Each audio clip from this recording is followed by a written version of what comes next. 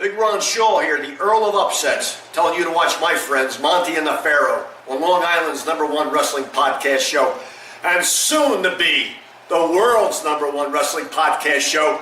That is going to be a big upset. Entertaining podcasts I listen to. I don't listen to many. That one, Francine, is a different point of view. It's a female point of view, but someone who's been through the hardcore wars. Yes. So what Francine has to say to me matters and is important. And there are two guys up in New York, Monte and the Pharaoh. Mm-hmm. I find them hugely entertaining. I find them fun to listen to. But those three are the only three podcasts really other than, the PW Insider stuff that I listen to at all. The Monte and the Pharaoh Show is brought to you by... Because wine is your second favorite four-letter word. California wine, New York attitude. Good fucking wine. Yeah.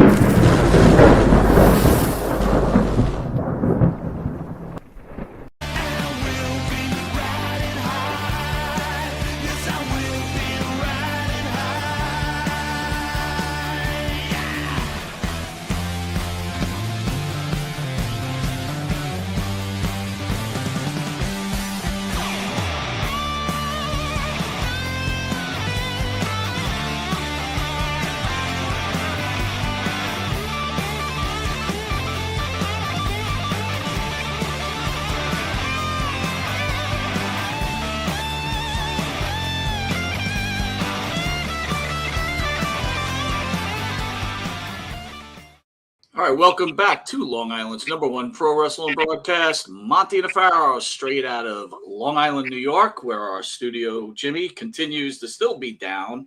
So I'm shooting out of my man cave and you're shooting out of Wahoo Saloon. But we've got some special guests. I want to thank him. The host of Wrestling with Rip Rogers, a very popular YouTube show on the internet. Guys, thanks for joining us today. Our pleasure, guys. Thanks for having us. Thanks for having us. So, for everybody out there, we were speaking to Rip earlier, and just talking about stuff. So, Rip, you work out 5 hours a day, man.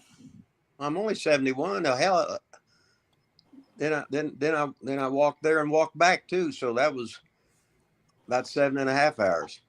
No, 6.5 hours to walk there and walk back. Get walk in. What about your partner? How did you guys meet with each other? Oh, we're from the same town of Seymour, Indiana. And his dad helped me run shows. And he was there doing it. He was always there. There's pictures of me when he was about, I can't remember, it was 5-year-olds or whatever, but I had him over my head and had him on my shoulders and everything. Of course, he grew up to be about 6'6", so now he's shrinking in his old age like me. Now he's down to 6'5". Yeah, Rip would run a show in Seymour, Indiana, small town. I say once a year, but it really wasn't once a year. Once every couple years probably, whenever he'd come back home. And so that was the highlight. That was the highlight of my year, whatever year that was. And Dad would help do the concessions and sell the tickets, and I would go set up the chairs and whatever else I was allowed to do, and just hung out. And here we are 46 years later. So Vaughn, let me ask you though. So I'd assume you were a wrestling fan, like you had said, and this is one of your heroes. What is it like to work with one of your heroes? Oh, he's horrible to work with. All right. No, it's awesome, man. Like I always tried to get in, and I played some small college baseball, and Rip was always like, well, you got to graduate high school. You got to go to college. You got to finish baseball. You got to get your degree. You got to get a job. You got to do all these things. Kept putting me off. And then finally I told him, I was like, I got a job. I got everything. I've done everything you've always told me to do. He's like, all right, come meet me at the gym, pick me up and drive me to somewhere. It's like Peoria, Illinois, and you can be my manager. And I was like, All right, let's do it. So that was the start. It was awesome. Loved it. Dutch Mantel was in the locker room. Said, "How long you been doing this?" I said, "Oh, about 5 minutes." Wow. Right into the fire. So how you guys wind up with a show then? How does that happen after all these years? Well, he's the mastermind. I'm just the old guy trying to remember my name and the stories and who I'm talking to. Rip or was what kind of year. doing a show through Ben Hameen. I don't know if you guys know Ben Hameen out there. He's a New York guy. Hameen Media Group does some stuff with Vince Russo, I think, out there. And All right, but Vaughn, I just want to cut you off. Like, so just so you know, right? I don't believe in anybody's media groups and all this bullshit. Everybody's got these titles and nonsense. Yeah, Meanwhile, it's some dude that hasn't had a job in 40 years and he's in his that's- fucking basement. So, I mean, I know you're trying to be polite, but let's get real. But go ahead. Ben Hameen's the man. I like Ben Hameen. I'll never say nothing bad about him. I didn't Anyway, look. I didn't say he's bad. All I said he doesn't have a media group. That's all I'm trying to say. okay, that's fine. Well, and Vaughn, to get this out of the way too, if he's done stuff with Vince Russo, odds are we don't pay attention because Vince Russo is. Yeah, I don't really give a shit. Like, I'm just telling you who he is. So this is how it all Go started. ahead. This is how we got started. So Rip was doing a podcast with him at my old house, and I moved into like a new place and everything, and they were kind of not going to do it anymore. So I just said, hey, I'll take over, and you can come over to my new house and my new studio, and we'll do it all here. And so that's how I got started, because he was filming it with Ben Hameen at my old place. I had nothing to do with it. Gotcha. But you're obviously the Mike. I hate to break it to you, but he's Monty. As far as he's doing all the button pushing because he's got the brains to do it. I'm doing the Rip thing. I'm like, help. Yeah. I'll just sit here and try to remember my name. Oh my God, that's. I mean, listen, I got to be honest with you. I watch a show often, right? I mean, they've got a good combination together, right? Yeah. He picks on Rip picks on him. Yeah. He's got a good voice. Rip's got a good voice. It's good shit, man. And they're also very different from each other, and I think that's what makes things work. You don't want them to both be exactly the same. They're polar opposites, but they have common love, and that's why it works for me. So I regress. Even though Vaughn didn't know who we were, Rip. Yeah, Vaughn didn't know who we What the were. fuck's that all about? Should I be insulted? I don't think so. I was more insulted when he said Monty, and I mean, Vaughn, you can I read, can't even right? see, man. If I got my That's contacts right. in, I can't see. If I don't have them in, I can't There you see. go. Blame it on I your can't see contacts. either. I can't see either. So All right, I get before it. we move on, I need all three of you to weigh in on this news item. And you know what, Vaughn? I'm in the same boat as you are because I can't read shit either. But anyway, HOA battle sends hardworking Florida mom to jail for having brown grass and dirty mailbox. No joke, a Florida woman, Irene Green, gets arrested after a fight with her HOA over a slightly dead lawn and a mailbox that wasn't up for standards. Guys, what are your thoughts about this? Do you think someone should go to jail for not taking care of their lawn? Go ahead, Rip. Well, Well, you got to know your audience, right? First of all, she's guilty because she's fat. All right. She's guilty because she's fat. Start with the basics. Okay. Yeah. If you don't have enough guts, balls, the determination, or whatever to control your fucking mouth verbally, which is a strike I can't take, no fucking way, or you're just going to eat yourself and just explode. No, thank you. You couldn't pay me. But just on her appearance alone, she's fucked. Because she's fat. Everybody hates fat people. you know what, Rip? That might be true. I gotta go. What about you, Vaughn? What do you think? You think it's unfair that this lady got put in jail because she's not cutting a lawn and her mailbox is dirty? That's why when we moved into the new house, we moved into somewhere that didn't have an HOA, so I didn't have to deal with that kind of shit. You just bypassed the whole procedure. Yeah. Very good, Mike. Personally, there's a couple of houses down from where I live. There's a house that looks like the jungles of Vietnam. Ask me if I care. I don't care. It's your yard. Do whatever you want with your yard. That's your business. So to me, I don't know, man. Honestly, I got to tell you, if you live in a neighborhood and Vaughn is not cutting his lawn, I'm sorry, I'm reporting him because he's bringing down the cost of my house. I got to be honest with you. Rip, I told you, phones have ruined everything. He's just going to go on do an angry tweet, do a little report online, and Messy Sam is fucked. everybody's in trouble because of the stupid motherfucking phones. The stupid motherfucking phones is all there is to it. That's it. Wait, you know what though, Rip? There is a quality in the phone. Like technology has done wonderful things. It's also done really poor things, but the phone is pretty good. Oh, Good Rip for lives what- on his phone. Well, but I don't watch TV either. Okay. You don't watch TV? No. I'm not interested in anything. No, I don't watch TV either. Go ahead, pick on us. That's No, fine. I just want to see like the NBA scores. Yeah. See if Luka got a triple double or Jokic or whatever. I want to see the fucking stats. I want to see. Wait, Rip, hold on. Luke is fat. He's not useless. No, He's he's great. not. No, he's not fat. He's out of shape for a basketball player. It doesn't matter though. The guy can play, so who fat was cares? fat was some of them guys that ate themselves out of the league and stuff. Right. Like Barkley was trying to eat himself out of the league when he was a rookie because he didn't want to get drafted by who he got drafted by or whatever it was. Yeah. Okay. Now, I'm gonna assume you guys talk privately beyond this. You have a friendship beyond your podcast, right? Yeah, we hate each other. Yeah, we talk. So let me ask you: are you guys aligned on your political views and religious views and life views? We don't.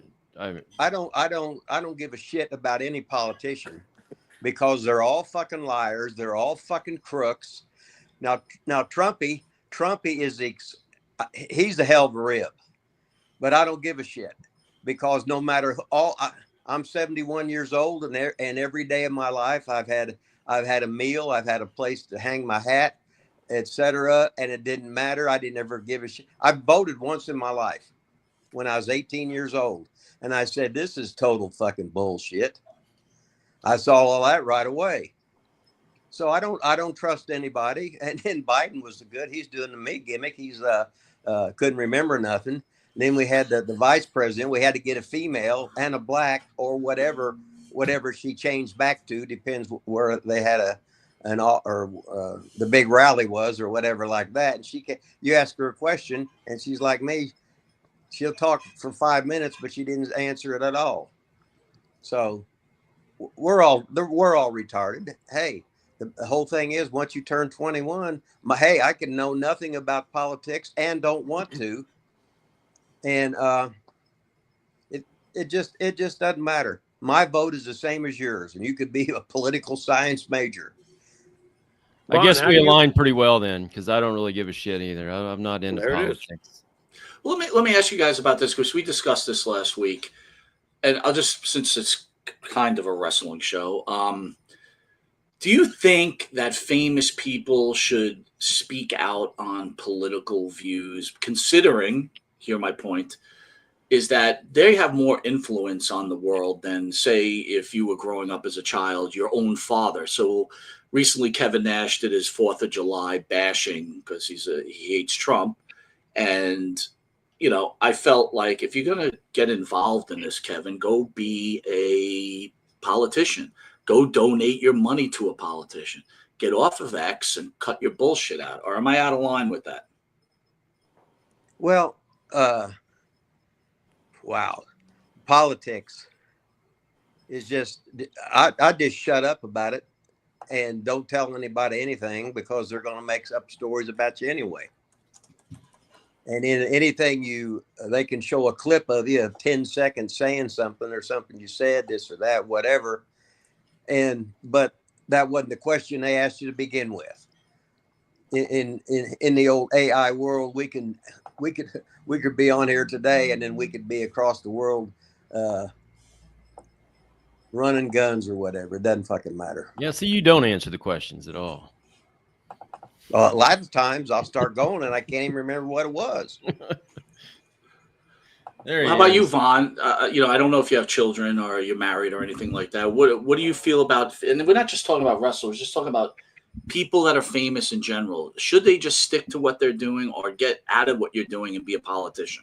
I don't know. I'm not a big fan of them getting into it, but I guess it kind of depends too if they're actually asked a question or if they're just volunteering the information. I also think that, I don't know, if they go overboard, possibly. I if somebody makes a comment here or there, I don't, it doesn't affect me, offend me, bother me. But sometimes when they really step into it and make big pushes for agendas, let's say, then yeah, that kind of rubs me the wrong way.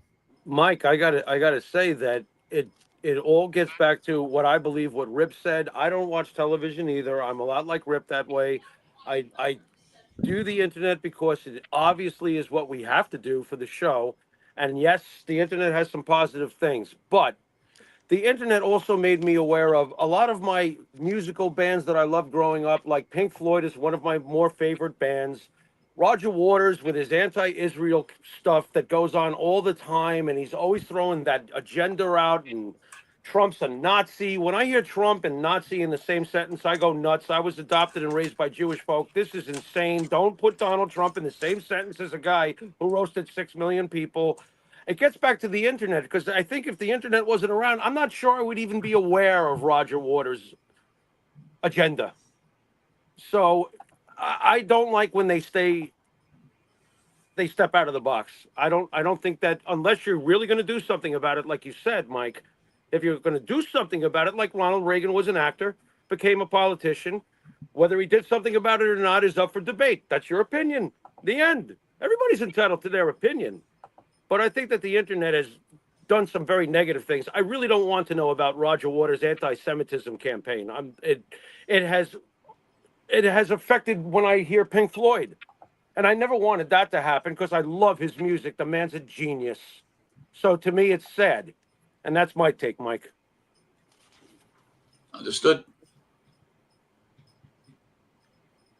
We tackle the rough ones, guys. I wanted to ask you, since you've both been in this business a long time, and you're doing a great show nowadays, and you put in all that hard work over the years, names like Brock Lesnar, John Cena, Randy Orton, Batista, that great crop that came out of the training grounds back in the day. Does it piss you guys off that you don't get the recognition you deserve, or at least a damn job offer from one of the bigger companies? How do you guys feel about that? Well, if you get a job with a big company, it's not roses, put it that way. You're hired to be fired. You got to do what they want. And a lot of the stuff you don't believe in. And a lot of the people they throw out the big money on, they want them to be focused on. Because just think, if Vince hired you, if Vince picked you these people out, he's going to make sure that they're pushed and they're successful because it was his idea. But I got 70 people in WWE that was in the beginner's class.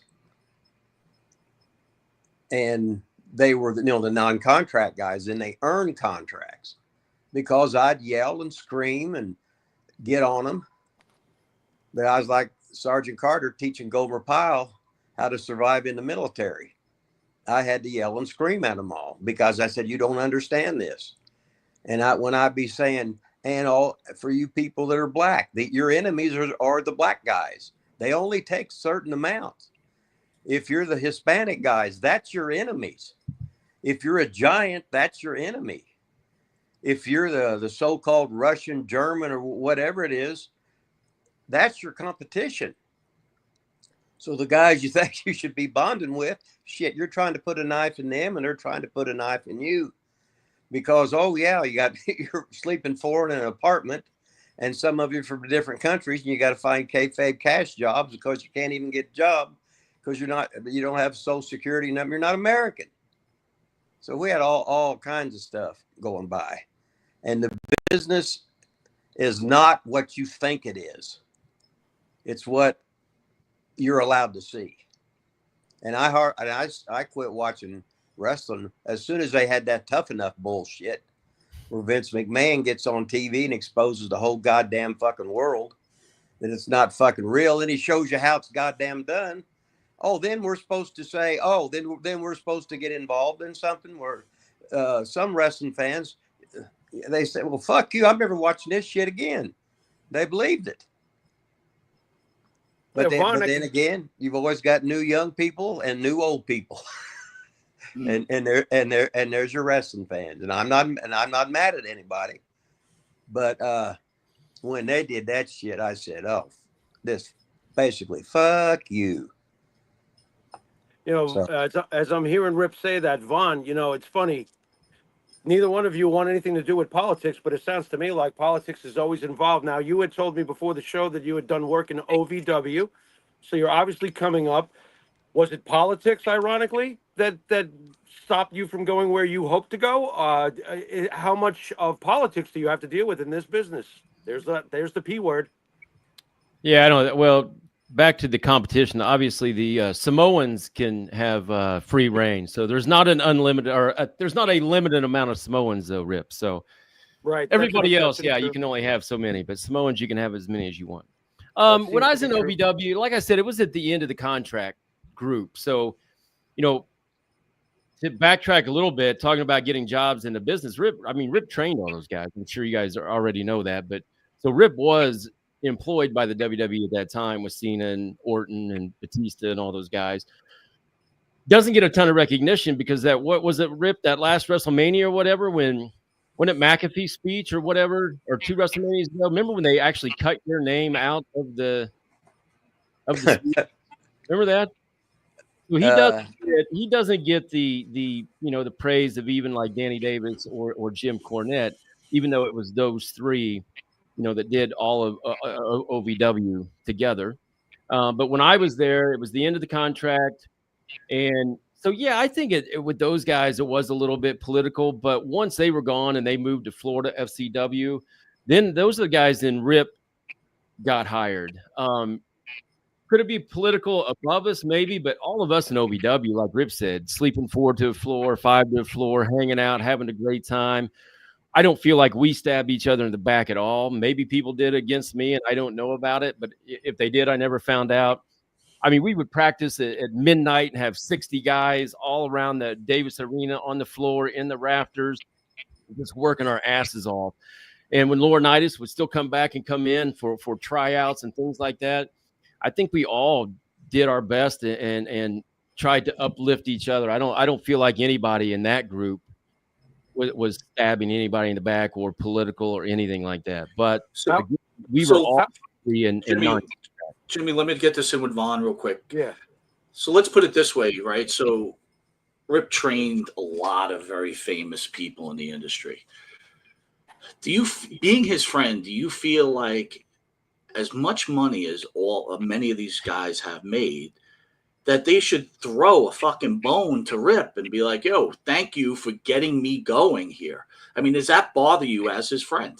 Yeah, there should definitely be something, whether it be them individually or the WWE or something. There should be some sort of, I don't know if fund is the word, or a Legends contract or something to definitely help out.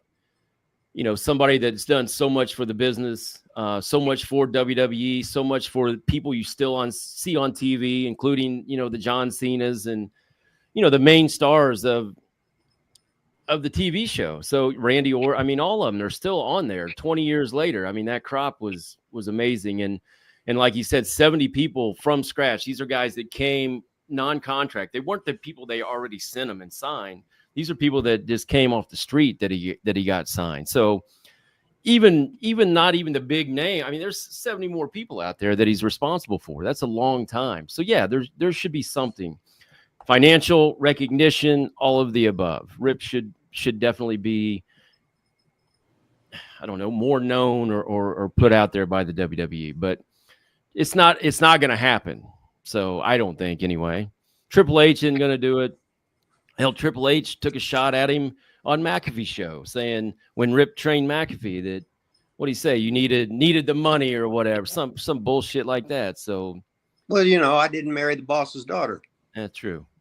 Rip, and if you've answered this in the past, forgive me, but was there at some point when you were leaving WWE situation that there was a go F yourself conversation with anybody over there? No, not really. Okay. No, I was at OVW 20 years. I'm trying to understand why they have a problem with you. That's all I'm trying to get at, because Well, Triple H shouldn't be doing that. Why is he doing that? That's bullshit. hey, So I'm trying to understand. when I met Triple H, he was walking around with his feet sticking out, uh, feet sticking out the way they are. Got the gimmick fucking hair, walking around on steroids, just fucking lats out. That says it all right there. So, Rip, we were talking before the show, right? I was so impressed by how much you work out and stuff like that. And then, you revealed to me that you got into a car accident. So I wanted to delve into this. I'm sure you and Vaughn probably talked about it on the show, but I wanted to ask both of you what your opinion is on the allegations against Vince McMahon. And then, Rip, what is your personal feelings about Vince McMahon? Well, he's he's one in a zillion, put it that way. And I ain't mad at him. I just didn't like it. See, what happened was I was teaching at OVW for them, and they was paying me, but they wouldn't give me no, because everybody was an independent contractor. I got a son that was a little kid, and he's autistic. So now I got to get health insurance. So I had to get another job at UPS at nighttime so I could get some insurance. And I got hit and run, left for dead, and got the woman's license plate number. Of course, she was your basic black lesbian, and she had no and driving somebody else's car with no insurance. And what happened to her? Oh, this is not this picture, but anyway. Well, what happened to her? What happened to her? Guess what happened to her? What happened? Goddamn thing. Fucking nothing. Of course. Of Yeah. course. So I'm walking around. Real quick though, Rip, were you working at the time? I was working for Ohio UPS. Valley. I was working every day, going to Louisville, driving to Louisville, and then driving back, which was 2.5 hours. Then I'm also working at UPS. So I guess my insurance. point though, when you got hit and run, were you working at the time with UPS? He was leaving work. Yeah, he was in the parking lot of UPS. Yeah, I was. That's where I got hit at. You got hit in the parking lot. Yeah, I would think they would be liable somewhat. No, somebody's got to be liable for something. Hey, what? No, you can't. Are you kidding? I went back to when they go to the court thing or whatever, and they would just the public defender would just keep on delaying it. You know what I mean? And I said, this ain't gonna be no fucking good. Was the public court defender a fat lesbian? I don't know. Could be a correlation. You never know. I'm Yeah, trying to understand this. I couldn't remember.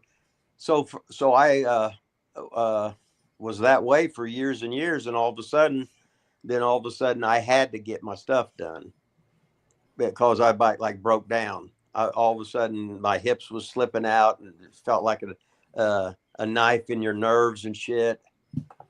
If I'd fall down, I couldn't get up, couldn't get off the goddamn toilet and shit. It's really funnier than shit. I just say, well, it's probably karma for me being a fucking asshole. Stuff like that. But no, I was a real good fucking teacher.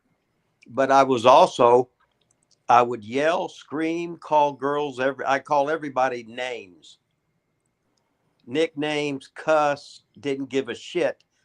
I said, if you can't take me when you get there in the big time and you're somebody's competition, you won't make it.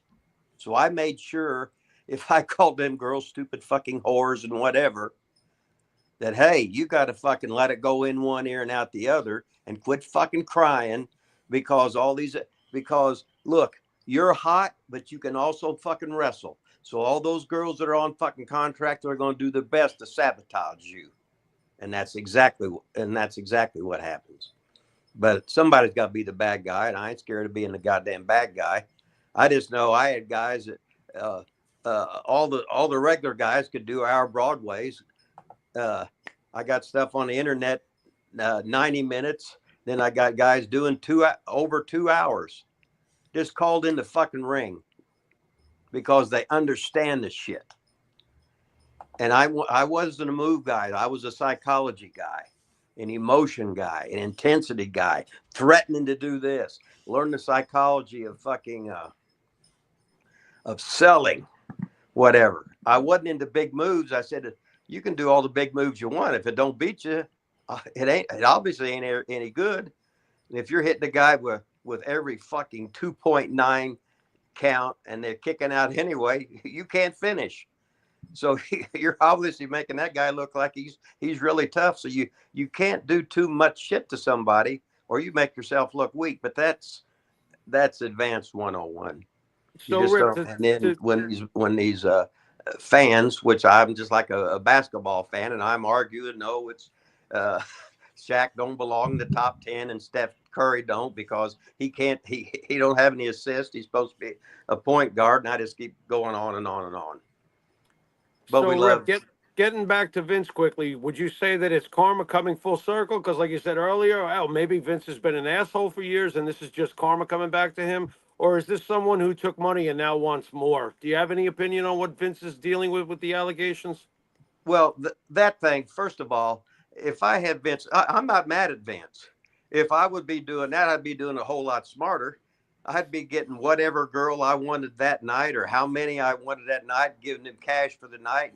And if somebody wanted to shit on their head or whatever, if that's what they wanted, whatever, I don't give a shit. But the girl should make money and you should be able to get what you want to do. And so I'm not mad at him about that. So, and he grew up in a was a trailer park, right? Yeah. And he showed everybody. Right, and then, but that thing with that one girl, how she could sue him, well, that's just, he's just real, just get whoever you want and then just pay them their goddamn money and live the life that you're entitled to because you rolled the dice and you won. What the hell? What about you, Vaughn? What are your thoughts on the Vince McMahon allegations? Well, if I could, I wanted to go back a little bit about you talking about politics and OVW. It's my opinion. I wanted to backtrack just a little bit and comment on Rip when he was training down there and the original question about being mad at Vince. The reason Rip probably is out of WWE is because political. Rip didn't ever fit the yes, sir mold from the get-go. He talked about cussing at the girls and all that kind of stuff, which worked with the non-contract girls, but with the contract girls, it didn't work. People can tell on him.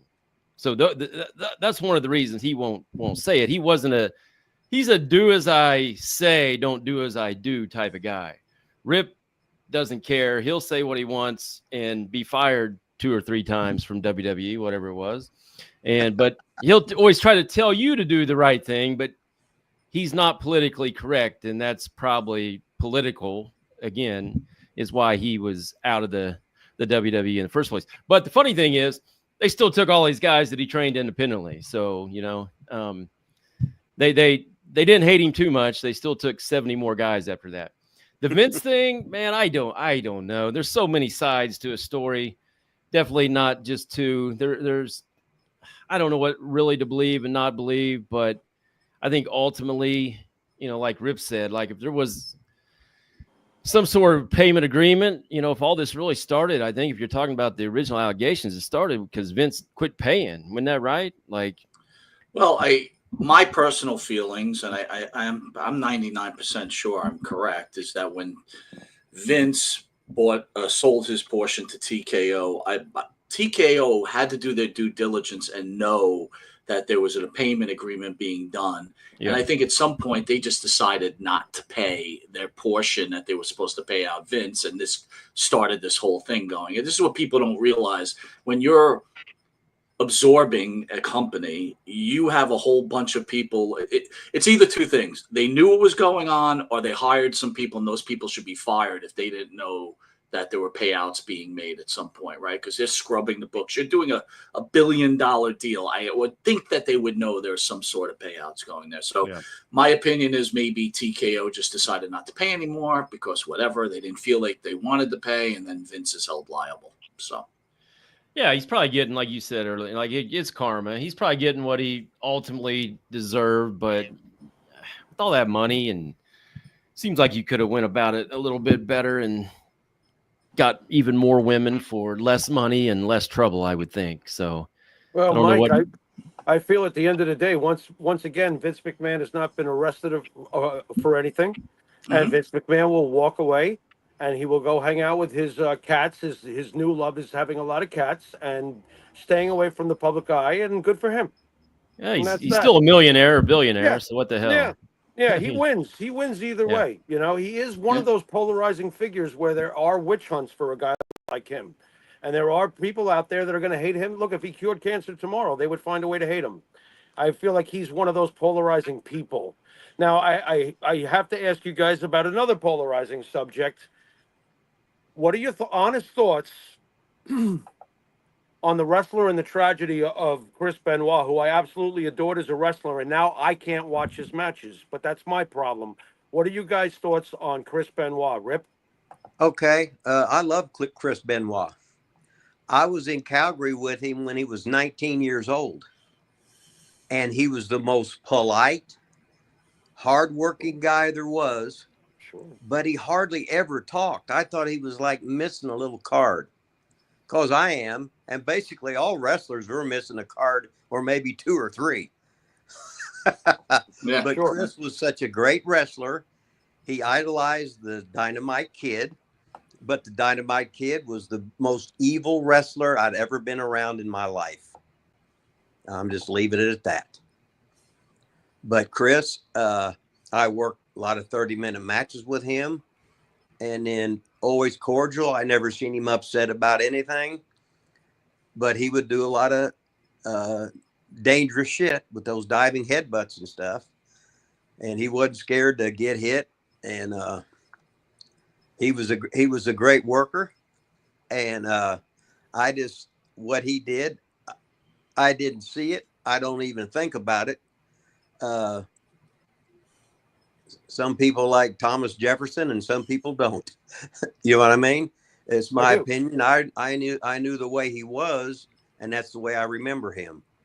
If he turned crazy at the end and did all these things, I don't know what he was thinking about. I don't know if he could remember. I don't know if he could have any kind of be rational or anything. But Only Rip, here's probably the bigger point to both you and Vaughn. I'd like you to weigh in on too. Is okay. I understand what you're saying. Maybe something happened that made him do this type of thing. But don't you find it odd that the wrestling fan will forgive, Chris Benoit for the disgusting things that he did do, regardless what kind of issues he had? And meanwhile, Hulk Hogan says one racist comment 20 years ago and is vilified to this day. Well, you're not allowed to say anything today. So when anybody asks you a Wait, question, you could murder your kid and wife, but you just can't say anything. And you'll have tons of apologists on the internet for Chris Benoit and what he did. And Hulk Hogan cannot even stick his neck out in public because of what he said. well, nobody said life was fair. Man, And if well, you're, hey, that if takes you're, care of that. now just listen. Everybody loves you until you start doing better than them. Then all of a sudden you're hated. You're vilified. Yep. Vaughn, what about you? What are your thoughts on that subject? I don't know that I don't know that I've seen a ton of support of Benoit out there. Oh, Vaughn. Maybe, maybe. I'm telling you, they're out there. They're out there. No, I don't think there's no. I hate what he did. I'm not one out there though that's like over the top. Oh, I hate Chris Benoit on all the posts and stuff. Yeah, I don't. What he did is not forgivable. No matter what, like it's sick and sad and all that kind of stuff. But he had to be just something had to be out there. But I think maybe people focus, like just Rip just did, focus on how he used to know him and him as the wrestler. I think that's just two different things. I think just because even Rip today saying, oh, I love Chris Benoit when he was 19, I don't think that means Rip is an apologist for him. Mike, but the internet will take it that way. So if this gets picked up by the dirt sheets, it will say, right. Yeah, Rip Rogers apologizes for Chris Benoit's murders. That's going. Yeah, they'll find a way to twist it. And Mike, it's funny. I'm processing as these gentlemen are answering this very difficult question. And if not for the fact that you and I both got to know Kevin Sullivan somewhat, and sat with him at bars more than once, and I remember talking to him about how people to this day, and they are out there, Vaughn, accusing Kevin Sullivan. He's the one that killed Nancy. And I had to sit there and look at Kevin Sullivan in the pain in this guy's face of what he's had to be forced to address, the absurdity of it. It's hard enough divorcing a woman that you loved, and then finding out later on that your own coworker murders her and stuff. Now people and they're out there are saying it's Kevin Sullivan. Hell, I've heard people say it was Vince McMahon. A lot of them. And that's what's wrong with the internet. But as I'm processing this, I guess that's why, as much as I love Chris Benoit, loved him, I can't watch his matches. It's difficult for me because I can't get past, and it's my problem. It's mine. I can't get past when I see him in the ring thinking about Nancy, thinking about the images of sitting with Kevin at the bar, and all the bullshit that the internet just lets run wild, brother. And that's my take, Mike, on that. I regress. All right, Rip, we're going to move into another subject. This one's a little more difficult, right? So your partner mentioned, like, GoFundMe pages and things like that. And, myself and I believe Jimmy are not huge supporters of GoFundMe pages, especially when we see $1 million wrestlers who made millions of dollars in the 80s and then they're looking for money in the 2000s, right? So most recently there's a wrestler, former ECW, that's the before Paul Heyman driven ECW. Chris Michaels was his work name. I don't even know his real name, Jimmy. I forget what his real name is. But anyway, he recently put out a GoFundMe for his dog's surgery. And I know, Rip, you had a GoFundMe. You had some issues, and I get it. You needed some help.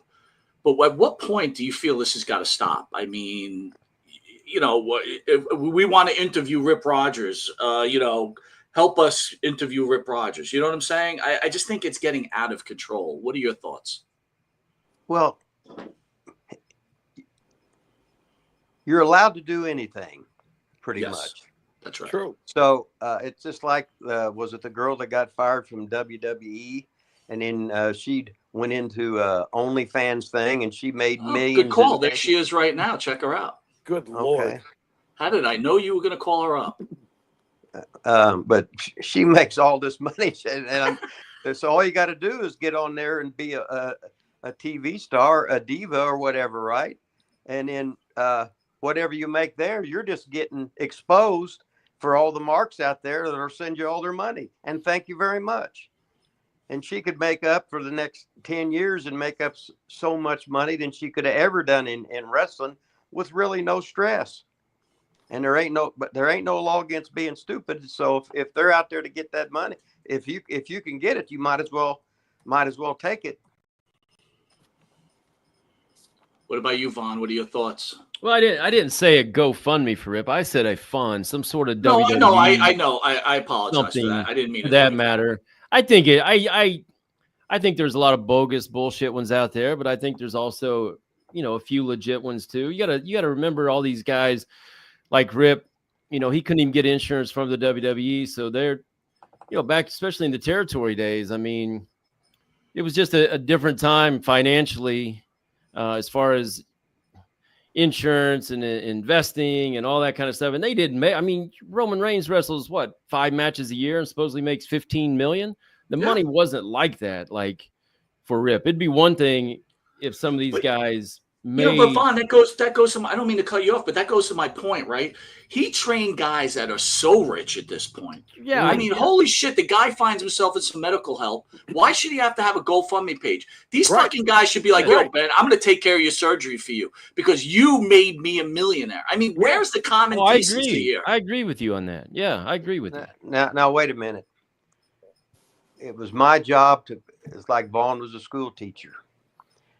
I was a school teacher for a while. That would be. I wish I went to that class. Oh my God! But I was a nerd when I started, then I get in the wrestling business, and you get a little, and you got to learn survival skills. So you got to toughen up, and you got to be like a character, or guys would fuck with you. And especially if you're young and they see some potential in you, they want to get rid of you so they can keep all the old guys in there. Answer the question, Rip. What was the question again? No, I lost it. So the question is that instead of you having to go out there and make a GoFundMe page, I understand what you said. You had a job to do, you did your job, and they became rich off of it. But where's the morality where if someone made me a millionaire, I would think, you know what? If this guy wasn't training me and he's in trouble, he made me a millionaire. Here's $40,000. Take care of you, whatever you got to take care of. Well, that's in the movies. That's great, but I don't think in real. I don't think he's a realist. Yeah. No, people, no matter what they are, you get caught into. If you were making money, see, my thing was no matter what in the territories, I lived on $200 a week, no matter what. I made myself, just like I go to Dollar Tree every day, so that I can eat. Right. And then I've had the I was living in the car. I've lived in the car, within the last year and shit. And that's fucking life. I chose to be a goddamn wrestler. I knew I was going to get old. I knew I was probably going to get hurt, but I want to do a fucking dream. This is what I want to goddamn fucking do. If somebody can give me a job in wrestling, okay. But in wrestling, like any job, it's all who you know, all who you're related to. But anyway, that was it. You know what? And you know what? That's a straight up legitimate conversation. Expect less. But then I'll say this. If you can't afford a fucking dog, don't get a fucking dog. It's insulting to me that someone puts up a GoFundMe page to take care of your fucking dog. It's not your wife. It's not your child. It's not you. Come on, man. We're going over the line here. I'm sorry. It pisses me off. I'm sorry. But see, I don't know what it's about, but no matter what, you don't have to give to the GoFundMe page. True. It's just, no, that's okay. That's stupid. Okay, I want to pay on this one, not that one's stupid. And like you said, anybody can do anything. Like you said, anybody can do anything, and it's up to you to either respond or go whatever. And I honestly, Rip, from listening to you, it sounds like your ability, and yeah, I think it's being a realist because I am too, to put things in the whatever file is what's gotten you this far. So I would say don't change. You haven't changed to this point. Why change now? Well, it's too late now. I only know how to be stupid. Fair enough. Fair enough. Nothing wrong with that. And I want to switch gears if I can, Rip. We have to ask you while we have you on the show. What was it like working with the Poffo family? Well, I was just so green, you know what I mean? And I got to work. Man, when I first went to Canada, they were running in the Maritimes with Emile Dupre's dad. So I ended up going up there in 78, 88, 90, and 1997. The last time I was up there, there was me and Scott Demore in the car. There was Edge, there was Christian, there was Bad News, and stuff. So, but Randy and them, they owned half the territory. And then Randy he always took care of me. He got me booked for Nick Goulas. Landy got me booked in Portland, Oregon for Don Owen, which I had a great time there. Then I come back and we started ICW. We started ICW. We had like 13 or 14 different TV markets. So we was knocking heads with Crockett, with Ron Fuller, with Jerry Jarrett, with Bob Geigel, with Vern Gagne, with the Old Sheik. We was in competition. They were Coke and we were Pepsi, and we worked harder than they did, but they were the smarter guys. We were all younger guys, and this was it was Randy, Lanny, Angelo, and then me and George Weingroff, and then Roop, Orton, and Garvin came in later. But they was the first ones. All of a sudden, they found out a promotion that you had to draw a whole lot to even just break even. So they thought Fuller was screwing them until they would come in and look at the books, and they'd bring the money back into town. They said, "Oh, we did real good with this and that, whatever, blah, blah, blah." I said, "Yeah, but at the end of the week, we're down $762. And that's paying the guys more than paying us." And then Angelo, he just wanted to wrestle and be with his boys all the time. So he bought the new ring truck and 2 diesel vans, and then we bought $30,000 of our own camera equipment because the TV stations were raising our rates because we were their top rated thing. And we'd do promos over there, and they'd charge us then to air the fucking tapes. Because years ago, airing the tapes was like an infomercial. You'd be paying $250 for this market. This one's only $180, but this one's $500 a week, and you had to pay that every week because without television, you weren't a star. And this was before cable TV, but when you were on TV, you were a star. But the established groups, they had the superior stations. The lower the station number, the stronger it was, and they'd have the solid TV time slots. Where we was on the WDRB or whatever, and they was changing it, and you had to get a TV guide thing to see when we was on TV. But we were wrestlers trying to learn promotion. So of course we didn't know the shortcuts. We're all these we call the promoters a den of thieves. Of course, we became in the den of thieves too, just like everybody else. But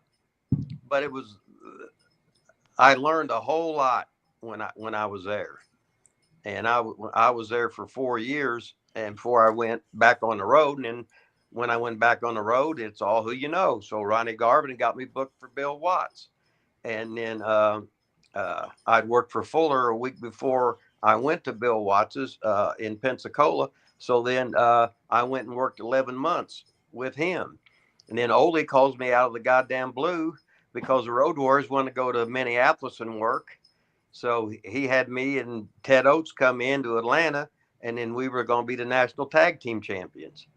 So there was 3 sets of Hollywood blondes.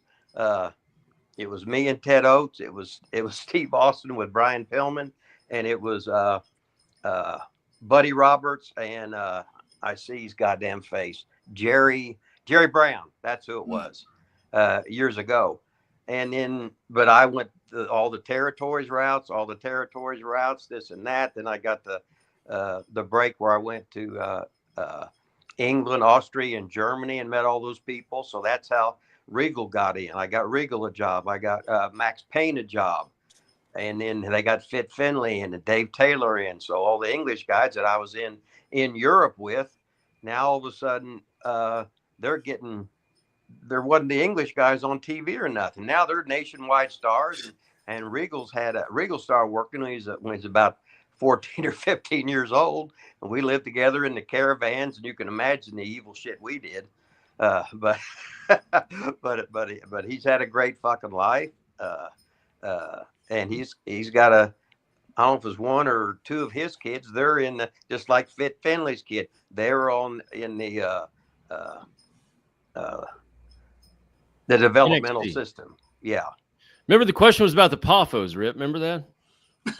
Well, Thanks. well, I got to give you some backstory, yeah. But yeah. And by the way, Vaughn, I just want to tell you, the more and more he speaks and the more names I'm like, someone owes him something. Yeah. He's literally filled wrestling with some of the greatest wrestlers of all. I think there's something is owed. I'm sorry, Rip. I got to disagree with you, but go ahead. Well, John Wooden taught all those great basketball players at UCLA when they were on fire, right? Yeah, and John Wooden's a millionaire, so that is not a comparison, right? Yeah, I got to get my stuff from Dollar Tree, right? Well, all I'm saying is, give the fucking guy respect. But go ahead. But anyway, I left, and then Randy didn't know what he was going to do because we all left the territory and stuff. me, Pez, Garvin, Roop, Orton, pretty much George Weingroff, pretty much everybody. And then so Randy called Jerry Jarrett, and then they was going to want to make some money now because we had done some stupid stuff. Instead of plugging our own towns, Randy was always challenging Jerry Lawler on TV, this and that. But then all of a sudden, then when they started fucking drawing where we had the double, where they had the TVs and we had the TVs, it was just some of the greatest houses they ever, more people. They didn't charge, it was $5 and $6 to get in, you know what I mean? Maybe $8 to get ringside or whatever like that. But no, Randy was Randy. What you see was what you get. And let's just say I have a lot of memories, good, bad, or whatever. But at one time we were best friends. I never seen anybody. He got me off my goddamn fucking ass. He got me to fucking pushing. We started in them fucking contests, and after the second one, he couldn't take me no more. I was just beating his ass. And I was not taking steroids, and he was taking steroids. So he'd hate me even more. But anyway. At any point back in those days, did you look at him and think to yourself, my God, this guy is going to go somewhere. Somehow, this guy's going to go somewhere. Did you have any of those notions before he turned into what he turned into in this business? Well, see, he was the greatest performer I'd ever been around. And usually on the trips, he'd have the Volkswagen Rabbit, and I'd be sitting on the passenger side, and he's just talking the whole time, and I'm taking notes. And he's talking about all this shit and how this booking's going to go, because and what TV we're on. No, we had up to a 4-week delay on different TVs. How you'd bicycle the tape around. That is, if I was wrestling you, and we did this angle on TV, we could be doing that same angle on TV in different markets up for another month, which was great. But he had that all figured out, what TVs, what TV markets, who's booking with who. No, you're going to turn babyface in 3 more weeks in this market. So everything was, and he was Randy was National Honor Society guy. He was so smart. Then he was the minor league baseball player. And so he was just a great athlete. Did you know he was going to be a star, Rib? Did you know he's going to be headlining with Hulk Hogan? Mike, it's a good thing Vaughn is here to clean up this mess. Go on. well, this is me every week. See, I can't remember. I see what Vaughn's talking about. Now. He knows his player, man. He knows his player. He knows how to keep him on track. It's all good. Yeah. He'd say, answer the goddamn question. I said, I know I started, and I can't remember. Did you know he was going to be a star, Rip? Did you know he was going to be a star? Well, see, really, I'm trying. I did. There you was know Vaughn, Jimmy. You know Vaughn. I'm telling you that right now. There was nobody I saw. Trying. Go on. There was nobody I saw that was any better. But when he went to WWE, then all of a sudden, see, we just called everything in the ring, and that's how I learned. Then all of a sudden, they said, "Oh, he scripted a match." I said, "Scripted a match? Not him." Mm-hmm. Hell, I was a greenhorn. He'd take me 40 minutes a night. But I guess he was doing that. So now he was like everybody else, and it sort of changed the fucking business where guys don't know how to fucking. When I said, no, we're running these shows. No, you don't allow to get in the ring. Oh, hell no. No, I've never been in the ring before to go over through shit. I just fucking knew it. I knew what you do, what you couldn't do, what you needed to do, what you couldn't do. And I'm going to make you look fucking great. We oversell each other, and the matches we're getting in, getting out, not getting hurt. Anyway, here's an easier question for you. Was Lanny Poffo's penis as big as he claimed it was? Hey, wait a minute. No, now, first of all, Lanny had this great flexibility. Oh, boy. And whenever a new guy would come in, the very first thing he would do, he'd be sitting there. No. Now, he did have above average length and width, a nice vein in there, and he was extremely flexible. But he would always bend down, and he would. It looked like he was sucking the worm, right? Right. What he was doing, he he put the fingers around the tip of it, so it was just touching his fingers. So like he's playing the flute, but it's an illusion. Okay, I understand. All right. But Yeah. the myth Oh, of boy. Lanny Poffo's penis size is not as enormous as he claimed it to be. No, it was it wasn't no Robert Fuller, put it that way. I got it. Well, you heard about Fuller. Embry said that. So a little serious, and then I want to hear Vaughn weigh in. So you're 71, Rip. We were talking earlier about just life and you're keeping yourself in great shape and things like that. After you watch your family, you've been around all these great people that you've forged this brothership with, and so many of them are gone. And as you get older, you're watching them all go. How has that affected your life? Well, you're sitting there going, God damn, I lived a hell of a motherfucking life. And I said, we just got disappeared. I guess you can hear me. Yeah, you're good. You're good. You're just okay. You're by yourself. It's focusing on you. Oh, okay. It's called producing. Yeah, okay. I was just you can relive all the different stages of your life and stuff. And I've done so much shit that most people just wouldn't even dream about. That's right. It's just like getting in all those physique contests. Had my first pro boxing fight was 41. Fought a guy who got knocked out by fucking Klitschko in the 12th fucking round. You know what I mean? Right. Didn't give a shit. Some of it was real. Some of what ate. It wasn't. The guy says, I could make some money with you. I said, I don't think so. He goes, how old are you? I said, 41. He said, damn. I said, I can't fight. He goes, you look like you can fight. I said, oh, yeah, I look like I can fight, but I couldn't bust a grape. But I had a hell of a fucking life. I wasn't the druggie, the smoker, or whatever, like most of the guys, what we do. But let's just say with the ladies or whatever, read between the lines, you know. When you're jacked over, you're they come to you, put it that way. Throw a little charisma at them and you'll be all right. You've told some great sex stories on our show. It's not a secret, you know. Yeah, okay. Well, they probably got a higher class audience because I already ran. Yeah, you guys have a pretty trashy audience, I must be honest. Yeah. They're like the drudges, you know, they're like the guys in the basement, like asking mom for meatloaf while they touch themselves as Rip tells his sex stories. But go ahead, we would like to hear a sex story. My hands are on the table. I have no idea what you're touching. Mike. Tell them you and Savage's story. Yeah, let's hear that one, man. Which one? When you were brothers through the multiple choice.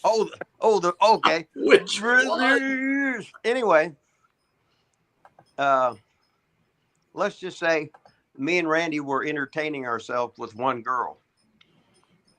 So there was a couple holes down there, one from behind and one underneath and whatever. So Randy had the thicker fingers, so he went into the front part. So I had the skinnier fingers, so I put it in the other way, which is to us it's all a rib. So then we hit the piece of skin down there. So all of a sudden, me and him are like playing with each other's fingers and brushing it back and forth. And here's Randy going, brothers.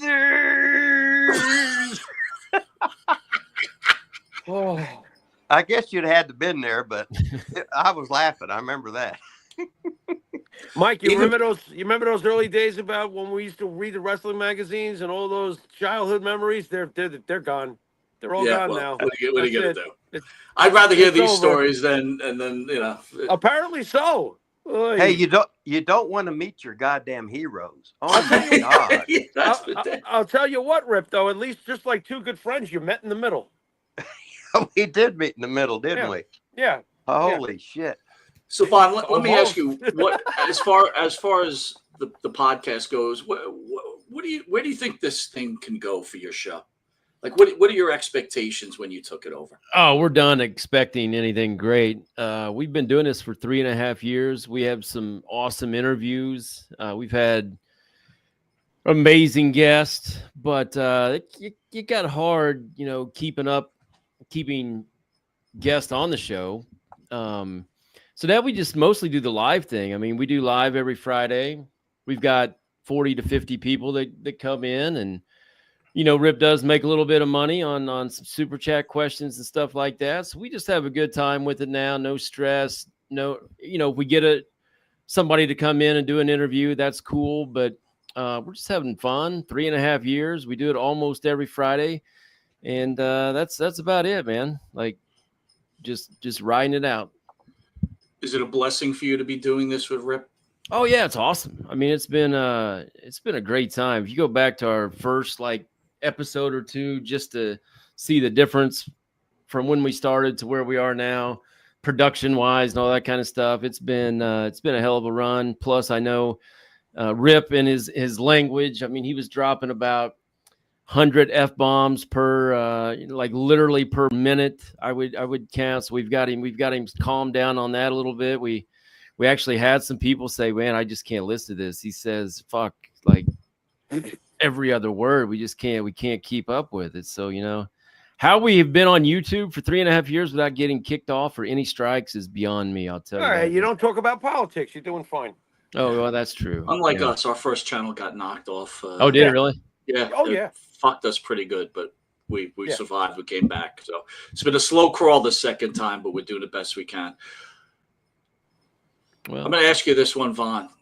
What does Rip mean to you personally? Oh, Rip. I mean, Rip is the man. Like I said, especially wrestling. Like every opportunity I had, wrestling, just being around wrestling, being around the business as a 5-year-old, 4-year-old, whatever, until right now, all the people I've got to meet, places I've got to go, matches I've got to wrestle. I mean, Rip was throwing me in matches against contract people I had no business being in. My first day of practice class, I was in a main event 6-man at OVW with all contract guys. It was like Mark Jindrak and Rob Conway and Danny Basham and Travis Tyson Tomko, and everybody thought I was like Rip's nephew or cousin or something. But so I got, it's all who you know, like you said. I've definitely got some opportunities that other people didn't get, but who knows? Maybe I never got signed because of Rip too, because they hated him up there. So it could have knocked me back down on the other end. I'm just kidding, but no, Rip's yeah. I mean, Rip's awesome. He's given me a lot of opportunities. Like I said, we're friends off of this. It's not like we just started this podcast and started hanging out. I mean, we've been hanging out for 40 years or whatever before this. So I love it.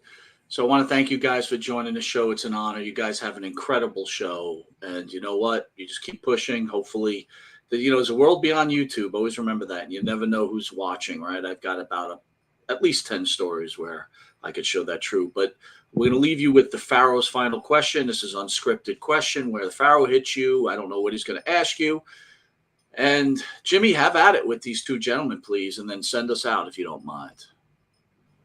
All right, guys. I think I already got the answer to this, but I'm going to run it by you anyway. Any regrets, either one of you? Me, in the no. business? No. I didn't. I didn't get into business to make money. It would be nice to be able to go to Wendy's and order what you wanted. But I didn't say, oh, I'm going to make this much money or whatever. It was the guys you meet all these guys you see growing up, and then you realize that the good guys are really the bad guys, and the bad guys are great.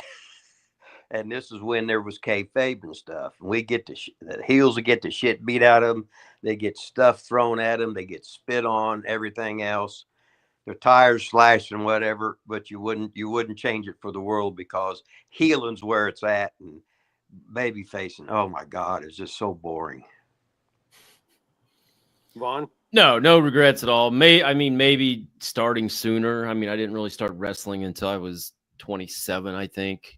Maybe starting sooner, but really looking back on it, it's probably a good thing I didn't get signed. I know that's kind of dumb thing to say, but really everything has turned out for me good. I don't know what would have happened. I got a wife and kids, a nice house, all that kind of stuff. I don't know what would have happened if I would have gotten signed back in my, late 20s or whatever. Things might have not have turned out nearly as good as they did for me. So no regrets, even that aspect of it.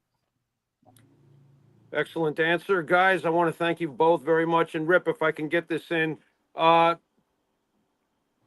and for both of you, I appreciate you guys, your candidacy and answering these questions. We're not always just about wrestling. I appreciate how you guys answered everything.